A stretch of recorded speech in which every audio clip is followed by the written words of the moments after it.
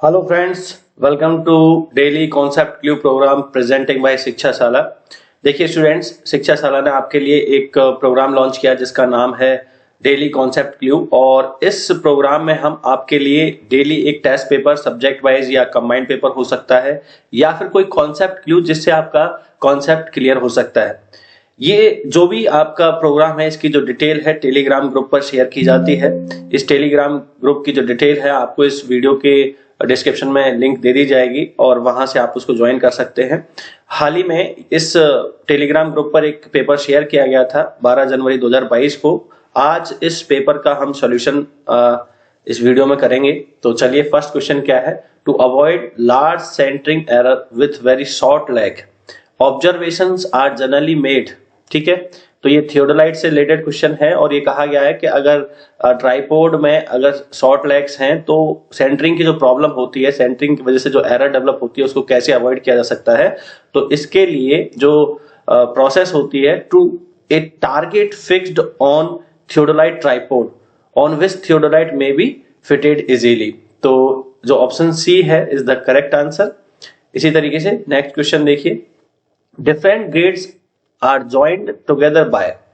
ठीक है, तो ग्रेड्स जो हैं, वर्टिकल प्रोफाइल का क्वेश्चन है, कर्व का क्वेश्चन है। ग्रेड का मतलब है कि यहाँ पर जब भी हम वर्टिकल प्लेन की बात करते हैं तो असेंडिंग ग्रेडियंट और इस तरह की डिसेंडिंग ग्रेडियंट्स को आपस में ज्वाइन करने के लिए कौन सा कर्व प्रोवाइड किया जाता है।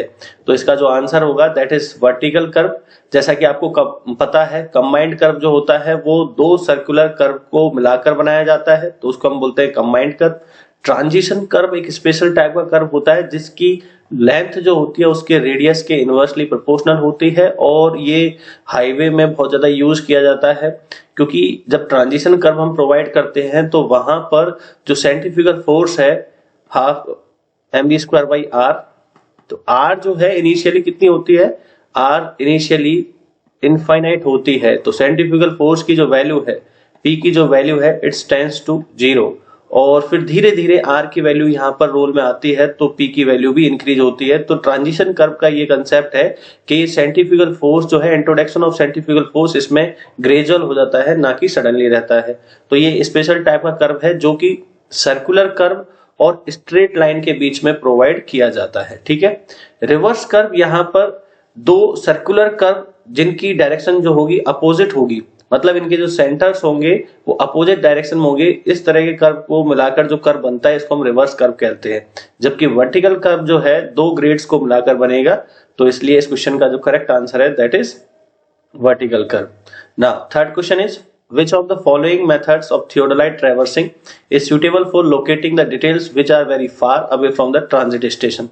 तो इसके लिए क्या करना होता है कि आपको measuring the angles to the point from at least 2 stations. ठीक है, तो ये जो प्रोसीजर है measuring angle to the point, ठीक है, बहुत ही ज्यादा दूर है तो हम डिस्टेंस मेजर नहीं कर सकते। मान के चलिए ये कोई स्टेशन है, यहां पर आपको रीडिंग लेनी है, तो थियोडोलाइट के एटलीस्ट 2 स्टेशन से हम यहां पर रीडिंग लेंगे। तो जब स्टेशन बहुत दूर हो थियोडोलाइट से तो उस केस में हम एटलीस्ट 2 स्टेशन से एंगल मेजर करते हैं। So correct option is B. चलिए next question. The line of collimation method, मतलब height of instrument method, the line of collimation method of reduction of levels does not provide a check on intermediate sites। बहुत important question है, frequently पूछा जाता है। ठीक है, तो इसका जो करेक्ट आंसर होगा इंटरमीडिएट साइट। जबकि राइज एंड फॉल मेथड जो होता है, राइज एंड फॉल मेथड जो है ये इंटरमीडिएट साइट्स पे चेक भी प्रोवाइड करता है। तो ये चेक प्रोवाइड करता है, जबकि हाइट ऑफ इंस्ट्रूमेंट मेथड या लाइन ऑफ कॉलिमेशन मेथड कोई भी चेक प्रोवाइड नहीं करता है। Now which of the following method of contouring is most suitable for a हिली टेरेन। ये भी क्वेश्चन बहुत इंपॉर्टेंट है। तो बेसिकली स्टूडेंट्स, जो भी ये प्रोग्राम है डेली कॉन्सेप्ट क्लू, इसमें क्वेश्चंस की जो चॉइस है, जो क्वेश्चन रखे गए हैं वो एग्जाम्स में फ्रीक्वेंटली पूछे जाने वाले क्वेश्चंस हैं, इसलिए ये प्रोग्राम आपके लिए काफी सुटेबल रहेगा, बेनिफिशियल रहेगा। तो इसके साथ लगातार बने रहिए। चलिए इस क्वेश्चन का आंसर कीजिए।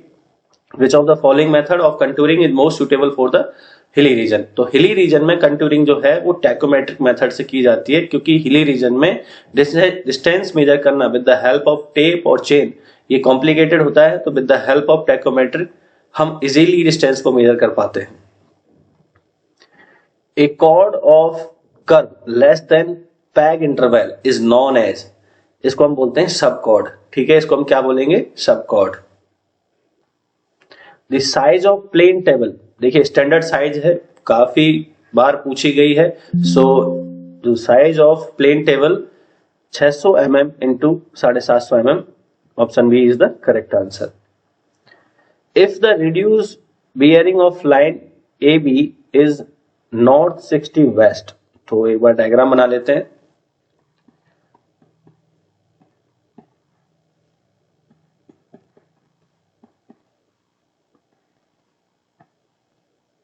और कोई लाइन है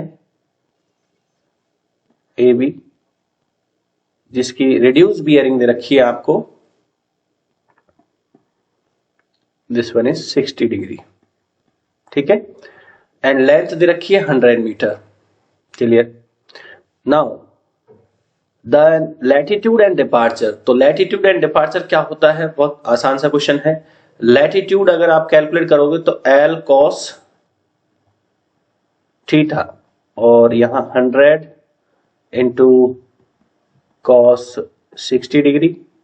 ठीक है, and departure is equal to यहां हो जाएगा L sin थीटा, तो 100 into sine 60 degree.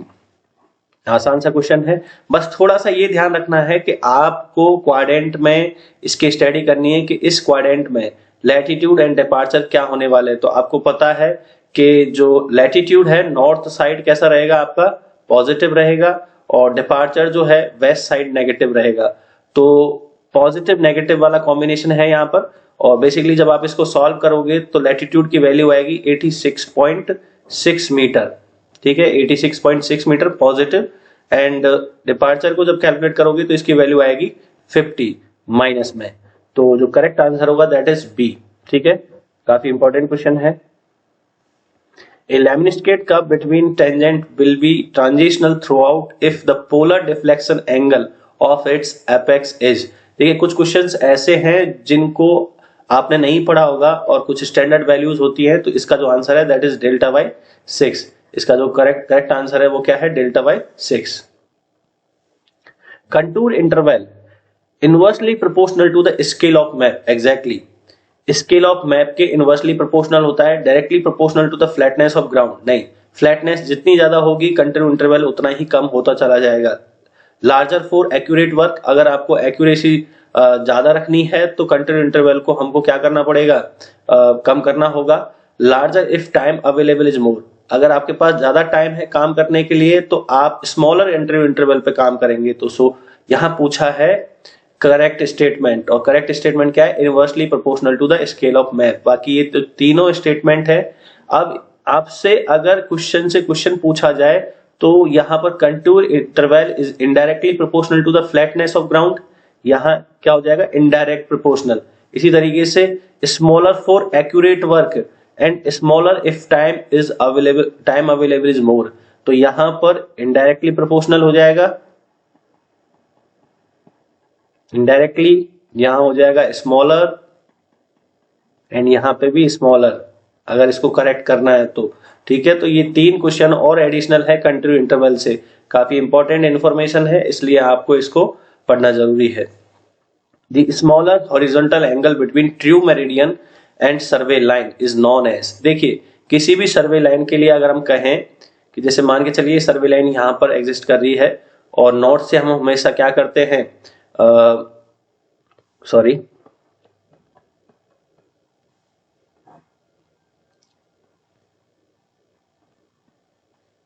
For example this one, जैसे आपके क्लियर हो जाए। तो ये एक सर्वे लाइन है। अब एक तो बियरिंग इसकी हम क्लॉकवाइज डायरेक्शन में, होल सर्कल बियरिंग में, जिसको हम बियरिंग बोलते हैं, एग्जैक्टली बियरिंग बोलते हैं। बियरिंग जो है ये नॉर्थ डायरेक्शन से, फ्रॉम नॉर्थ इन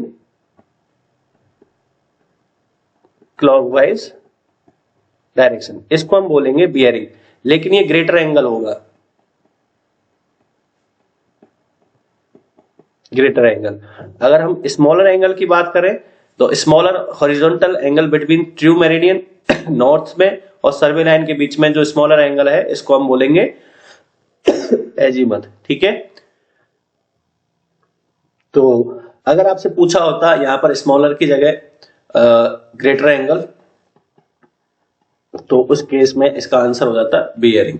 ठीक है, चलिए next question is contour interval. देखिए रिपीटेड क्वेश्चन नहीं है, कुछ और ही इंफॉर्मेशन दे रखी है। The vertical distance between two consecutive contour, exactly जो कंटूर इंटरवल होता है, लेट ये मान के चलिए इस तरह से कंटूरिंग एक ऑब्जेक्ट है 100 मीटर, 120 मीटर, 140 मीटर, तो जो दो कॉन्जिक्यूटिव कंटूर है इनके बीच में जो वर्टिकल डिस्टेंस है इसको हम बोलते हैं contour interval. So this is the contour interval. तो option A is the correct answer. The vertical distance between two consecutive contour is known as contour interval. और सेकंड ऑप्शन क्या कह रहा है, देखिए एक बार पढ़ेंगे। The horizontal distance between two consecutive contours, horizontal distance जो होगी, जैसे मान के चलिए एक कंटूर लाइन, ये ऑब्जेक्ट है, यहां एक कंटूर ये है, एक कंटूर ये है, 100 मीटर एंड 120 मीटर। तो इसके बीच में जो वर्टिकल डिस्टेंस है दोनों कॉन्जिक्यूटिव कंटूर्स के बीच में, इसको हमने बोला है कंटूर इंटरवल।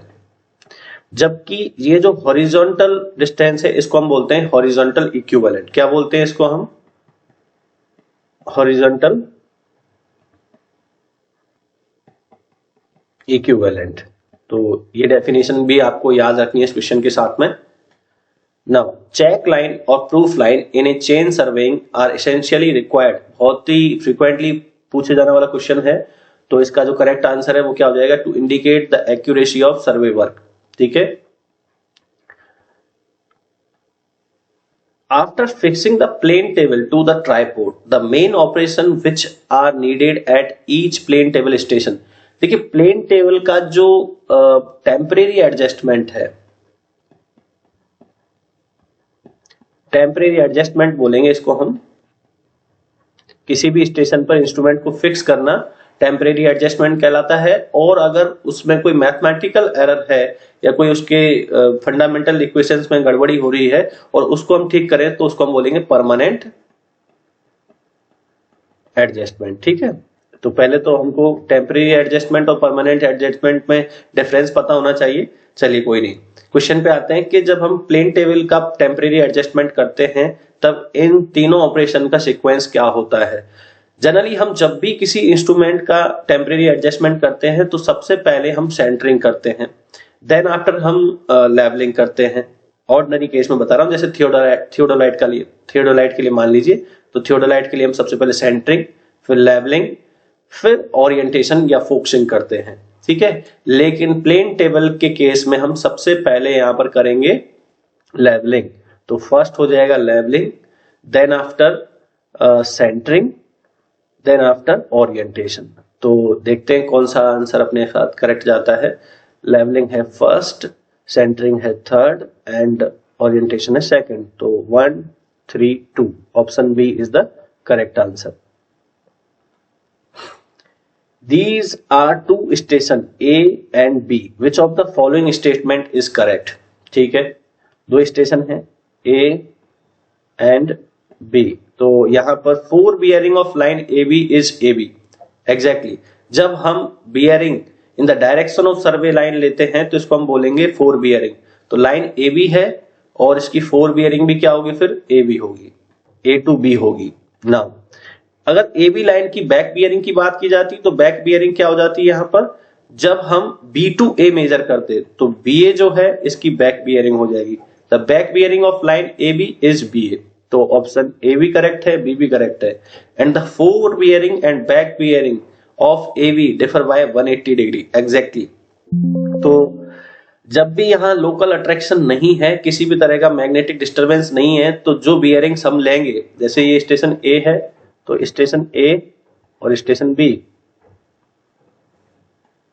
यहां पर हमने ये ली है A B and this is BA। तो ये तो है फोर बियरिंग लाइन AB के लिए और ये है इसकी बैक बियरिंग। तो दोनों स्टेटमेंट करेक्ट है। थोड़ा सा एडिशनल इंफॉर्मेशन मैं आपको बता रहा हूं।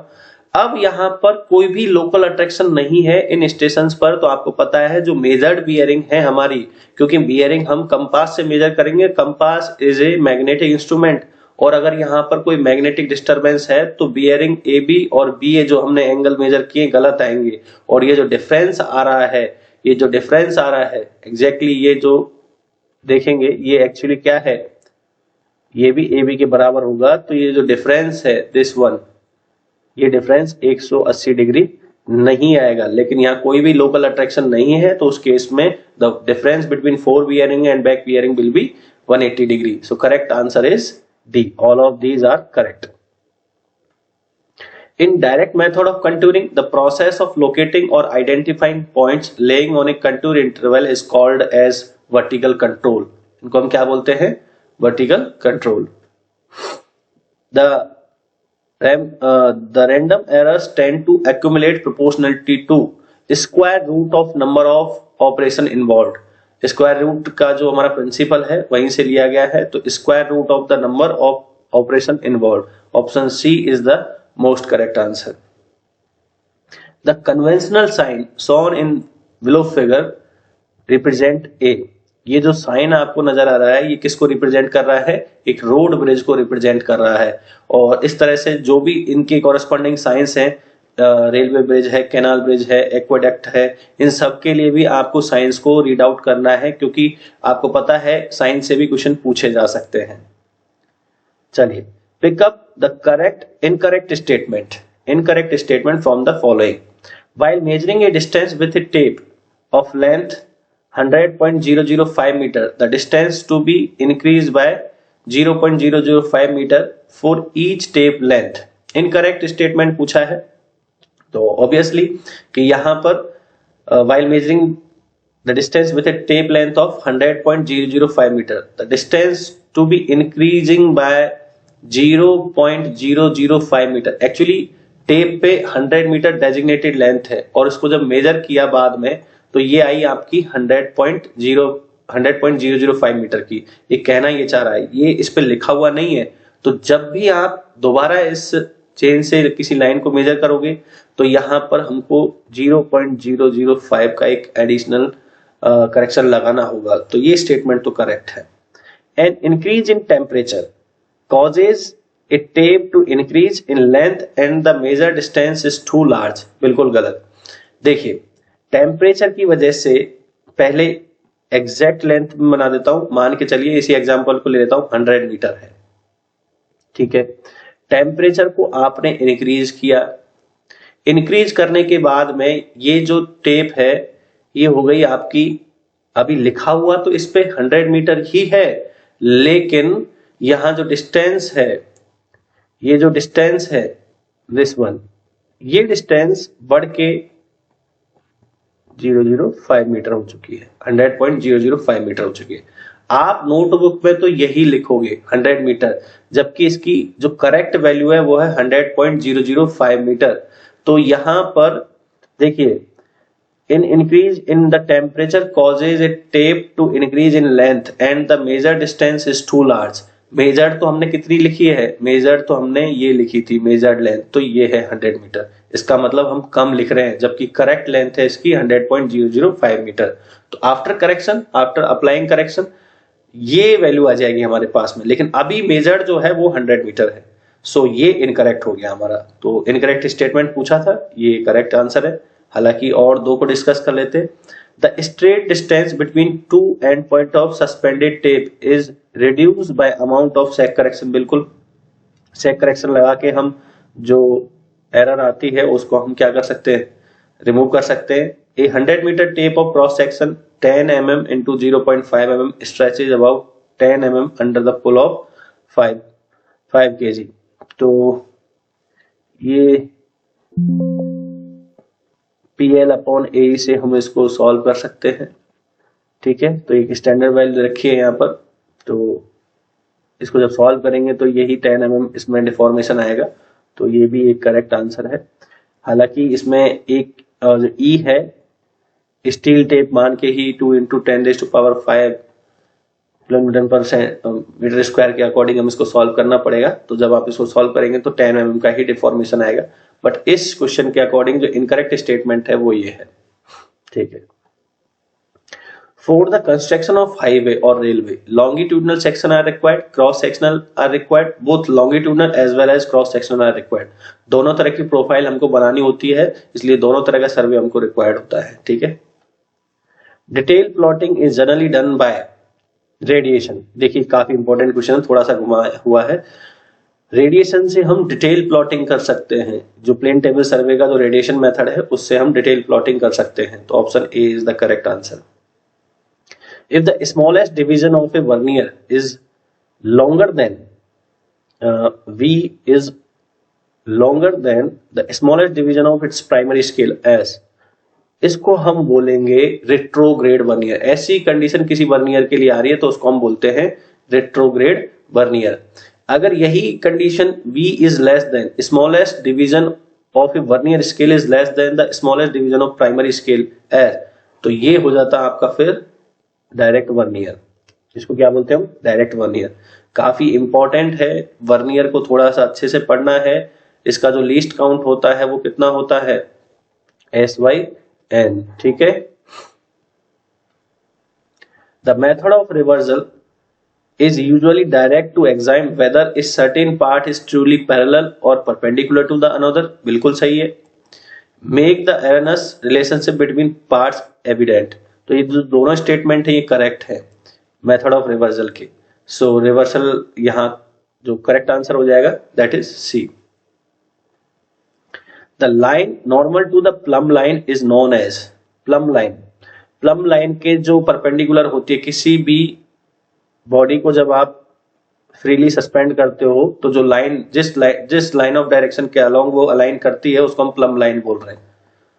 मतलब जो ग्रेविटी के सेंटर ऑफ ग्रेविटी, मतलब अर्थ के सेंटर की तरफ जो लाइन जा रही है उसको हम प्लम लाइन बोलते हैं। और इसके परपेंडिकुलर जो लाइन बन रही है इसको हम बोलेंगे लेवल लाइन। इसको हम क्या बोलेंगे? Level line. In leveling operation, when the instrument is being shifted, the staff must not be moved. देखिए लेवलिंग और ये स्टाफ, ठीक है। अब मुझे इंस्ट्रूमेंट को शिफ्ट करना है, यहां लेके आना है, तो मैंने इंस्ट्रूमेंट शिफ्ट किया है, स्टाफ को अभी शिफ्ट नहीं किया है। तो ये जो स्टेटमेंट है ये तो करेक्ट है। When the staff is being carried forward, then the instrument, अब देखिए इंस्ट्रूमेंट तो हमने यहां लगा रखा है और अभी मैंने एक रीडिंग और ले ली यहां पर, और अब मैं इंस्ट्रूमेंट को पोजीशन को फिक्स किए हुए हूं, यहां इसको मूव नहीं कर रहा, केवल और केवल स्टाफ को आगे बढ़ा रहा हूं। यहां पे मैंने इसकी जगह अब मैंने जो S1 पोजीशन थी अब उससे S2 पोजीशन पे ले गया। तो स्टाफ को मैंने चेंज कर दिया लेकिन इंस्ट्रूमेंट की पोजीशन को चेंज नहीं किया। तो इसका मतलब क्या है? When the staff is being carried forward the instrument must remain stationery. तो ऑप्शन बी भी करेक्ट है। जब आप इंस्ट्रूमेंट को शिफ्ट करते हो तो स्टाफ को मूव नहीं करेंगे, और जब स्टाफ को मूव करेंगे तो इंस्ट्रूमेंट को मूव नहीं करेंगे। तो इसका मतलब option C is the correct answer. Both A and B are correct.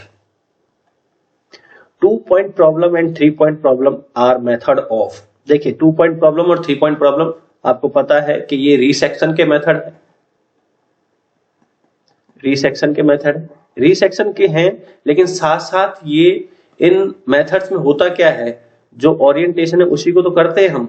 तो ये रीसेक्शन एज वेल एज ओरिएंटेशन दोनों के मेथड हैं। तो option D is the correct answer. Ramsden eyepiece consists of 2 plano-convex lenses short distance apart with the convex surface facing each other। इस तरह की eyepiece होती है जिसमें 2 प्लेनो कॉन्वेक्स लेंस होते हैं, एक साइड से प्लेन होते हैं और एक साइड से कॉन्वेक्स है। तो इसीलिए बोलते हैं हम इसको प्लेनो कॉन्वेक्स लेंस। और जो कॉन्वेक्स फेस है वो एक दूसरे की तरफ है, दोनों ही लेंसेज कुछ डिस्टेंस पे हैं और ये दोनों ही एक दूसरे की तरफ फेस किए हुए हैं कॉन्वेक्स सरफेसेस। तो option D is the correct answer. The line of sight is kept as high above ground surface as possible to minimize the error in the observed angle due to. देखिए line of sight को जब हम levelling करते हैं तो line of sight को, ये हमारी basically horizontal line of site है, लेकिन अगर हमको इसको टारगेट करना है तो हमको थोड़ा सा इसको ऊपर रखना होगा। क्यों रखना होगा? क्योंकि हमको पता है कि यहाँ पर शिमरिंग और हॉरिजॉन्टल रिफ्लेक्शन की प्रॉब्लम होती है, तो इसको मिनिमाइज करने के लिए, इसको अवॉइड करने के लिए हम लाइन ऑफ साइट को थोड़ा सा ऊपर रखते हैं। तो both shimmering and horizontal reflection is the correct answer. If I is the stadia distance, F is the focal length, and D is the distance between object and vertical axis of tachometry, the multiplying constant बहुत ही important है। जैसा कि आपको पता है कि जो D होता है, D is equal to KS plus C, KS plus C ये फॉर्मूला होता है। K जो होता है यहाँ पर मल्टीप्लाइंग कांस्टेंट है और C जो है ये एडिटिव कांस्टेंट है, S जो है स्टाफ इंटरसेप्ट है। तो K is equal to F upon I, focal length upon stadia intercept, जबकि ये कैपिटल D है, नॉट स्मॉल d, ठीक है। एंड जो C है additive constant, this is F plus D। तो यहां पर आपसे पूछा है मल्टीप्लाइंग कांस्टेंट, तो इसका जो करेक्ट आंसर है that is F upon I, और अगर एडिटिव पूछता तो F प्लस D, ये आंसर हो जाता। चलिए, this is the last question. The desired sensitivity of A bubble tube with 2 mm division is 30 second, the radius of bubble tube should be. देखिए sensitivity of bubble tube कैसे define की जाती है कि जब हम, ये टेलीस्कोप है और इस पर एक बबल ट्यूब लगी होती है थोड़ी सी इस तरह से, तो यहां पर जब हम बबल ट्यूब को रोटेट करते, सॉरी टेलीस्कोप को जब रोटेट करते हैं वर्टिकल प्लेन में, तो ये बबल जो है, ये बबल जब ये ट्रूली हॉरिजॉन्टल है तो ये बबल सेंटर में होगा, ठीक है, एग्जैक्टली सेंटर में होगा। और जब हम इसको वर्टिकल प्लेन में इस तरह से रोटेट करते हैं किसी थीटा एंगल से, तो ये बबल भी शिफ्ट होता चला जाएगा। तो सेंसिटिविटी ऑफ बबल ट्यूब कैसे डिफाइन की जाएगी कि बबल ट्यूब में जो बबल है इसको एक डिवीजन मूव करवाने के लिए हमको टेलीस्कोप को कितना रोटेशन देना होगा, उस थीटा को हम बोलते हैं सेंसिटिविटी। तो यहां कहा गया है कि टू डिवीजन को या बबल को 2 डिवीजन शिफ्ट करवाने के लिए हमको 30 सेकंड का एक एंगुलर रोटेशन लेना पड़ रहा है। तो आपसे पूछा है रेडियस कितनी होगी बबल ट्यूब की, तो इस तरह से है, इस तरह से मान लीजिए आप तो कि बबल यहां पे था, एक डिवीजन, 2 डिवीजन, तो दो डिवीजन मूव होगा और यहाँ सब्सटेंडेड एंगल कितना हो जाएगा 30 सेकंड। तो फर्स्ट एंड सेकंड डिवीजन, फिर यहाँ पर जैसे हम टेलीस्कोप को रोटेट करेंगे तो बबल यहाँ आ जाएगा। तो एक तरह से एक डायग्राम बन गया जिसमें आर्क लेंथ दे रखी है 2 mm डिवीजन लेंथ, तो सेंसिटिविटी दे रखी है 2 mm है, ये नॉट नंबर ऑफ डिवीजन है, तो सॉरी यहाँ पर एक ही डिवीजन लेंगे। तो लेंथ ऑफ आर्क कितना हो गया हमारा 2 mm, सबस्टेंडेड एंगल दे रखा है 30 सेकेंड, आर पूछिए आपसे, so theta is equal to length of arc 2 mm and radius. तो आर पूछा गया है यहां पर, R is equal to 2 mm upon 30 second. ये बेसिकली इसको सॉल्व भी करना है, इसमें मैनिपुलेशन ही करने हैं, तो इसके लिए देखिए किस तरह से मैनिपुलेशन करेंगे अपन। तो यहां पर